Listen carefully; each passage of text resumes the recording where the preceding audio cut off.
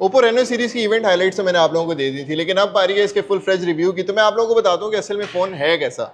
Starting from the display 6.59 inches का AMOLED display इसके अंदर आता है, 120 हर्ट्ज HDR10 प्लस, और डिस्प्ले इटसेल्फ बहुत ज़्यादा क्रिस्प है। 1200 निट्स तक ब्राइटनेस भी है। इंडोर्स में तो कोई मसला होता नहीं विजिबिलिटी का, और एक्सटीरियर में भी नहीं है।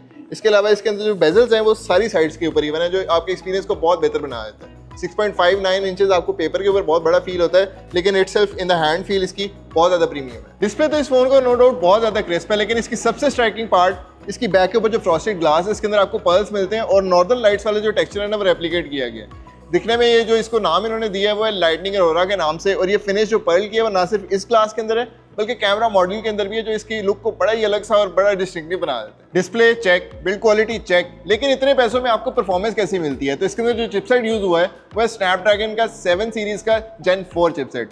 अब ये जो प्रोसेसर है ना, ये 12 GB और 256 GB रैम के साथ आता है, और इस स्पेक्स के साथ लैग तो ये कहीं भी नहीं होता। लेकिन ओप्पो फोन्स का सबसे स्पेशल पार्ट ना इसका डिस्प्ले होता है, ना इसकी बिल्ड क्वालिटी होती है, ये होते हैं इसके कैमराज, और कैमराज इस फोन के भी बड़े स्पेशल हैं। पीछे आपको ट्रिपल कैमरा सेटअप नजर आ रहा होगा, जिसमें जो प्राइम कैमरा है वो 50 मेगापिक्सल का है, टेलीफोटो भी 50 का है, और 8 मेगापिक्सल का आपको अल्ट्रा वाइड लेंस मिलता है। ये जो टेलीफोटो है ना 50 मेगापिक्सल का, ये आपको 3.5x की ऑप्टिकल जूम देता है, मतलब ये कि क्वालिटी कम नहीं होती, और मेन सेंसर भी बहुत अच्छा है। लेकिन अब कैमरास की गेम थोड़ी सी चेंज हो गई है, हार्डवेयर से ज्यादा स्पेक्स से ज्यादा मैटर करते हैं रियल लाइफ के अंदर रिजल्ट्स, जो इस फोन के बहुत ही सॉलिड है। स्पेशली सॉफ्टवेयर जो आर्टिफिशियल इंटेलिजेंस है वो इनकॉर्पोरेट करके तो रिजल्ट्स बहुत ही चेंज हो जाते हैं। 120x जूम भी आता है बाय द वे इसके अंदर, और पाकिस्तान का सबसे लार्जेस्ट जो जूम है ना 120x वो इसी फोन का है। और ये छोटा सा hole punch camera actually 50 megapixel का है, और ये अल्ट्रा वाइड है, यानी कि 0.6x पे शूट करता है। मतलब आसान अल्फाज के अंदर ये कि ग्रुप सेल्फी के अंदर कोई भी कट नहीं होता। इतने सॉफ्टवेयर हैं, इतने स्पेक्स हैं, लेकिन इसको पावर करने के लिए सारा दिन बैटरी भी बड़ी होनी चाहिए, जो कि इस फोन के अंदर है।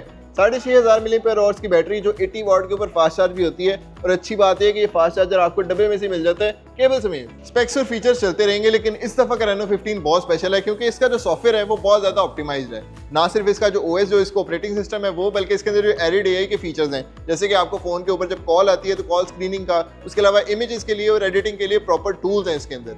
जब आप पिक्चर लेते हैं तो आप जब उसको 2 सेकंड के बाद गैलरी के अंदर देखते हैं तो उसका रिजल्ट कुछ और हुआ होता है, जो कि मतलब बहुत ज्यादा रिफाइंड होता है, और वो है इसके सॉफ्टवेयर इंटेलिजेंस के थ्रू। इतने फ्लैगशिप स्पेक्स मैंने आप लोगों को गिनवा दिए। अब आप लोग सोच रहे होंगे होगा ये फोन 2-2.5 लाख रुपए का। इस फोन की प्राइस है 1,60,000 रुपए। इस चीज का वेट कर रहे हैं अपना पुराना रेनो OLX के ऊपर बेचें और अभी अपग्रेड कर लें रेनो 15 सीरीज पे।